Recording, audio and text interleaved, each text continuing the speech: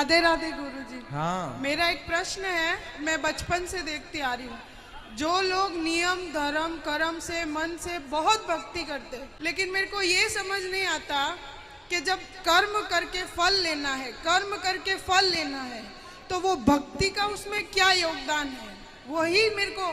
और जब भगवान कहते हैं कि मेरी आप भक्ति करोगे तो मैं हर चीज से आपको मुक्त कर दूंगा, आपके लिए जीवन आसान कर दूंगा, तो फिर कर्म का दोष कैसे लगेगा, मुझे वो समझ नहीं आता।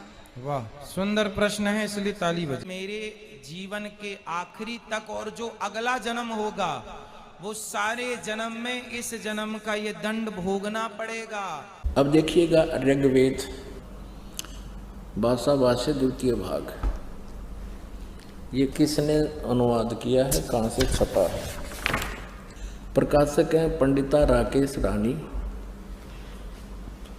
प्रधान कार्यालय वेद मंदिर, महात्मा वेद भिक्षु सेवा आश्रम, लेखराम नगर अब्राहिमपुर, पोस्ट ऑफिस मुखमेलपुर, दिल्ली, दूरभाषित ने दान संस्थान, ठीक है, दिल्ली से।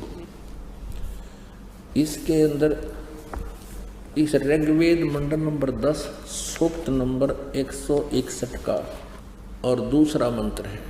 ऋग्वेद मंडल नंबर 10 सूक्त 161, ये देखिएगा, ये 161वां सूक्त है और इसका मंत्र नंबर 2 है।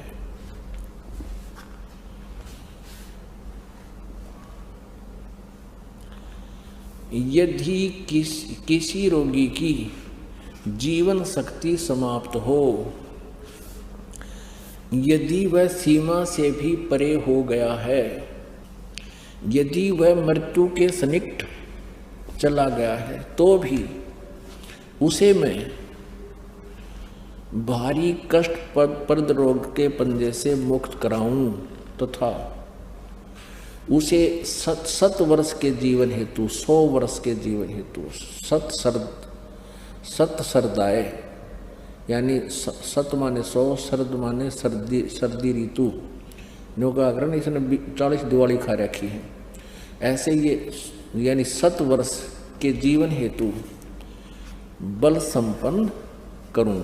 भावार्थ, यदि रोगी की जीवन शक्ति समाप्त हो, यानी जीवन खत्म हो गया हो रही है और उसका रोग सीमा को पार कर गया है, तब भी परमात्मा उसे इस कष्टप्रद रोग से मुक्त कर 7 वर्ष यानी 100 वर्ष का जीवन दे सकता है।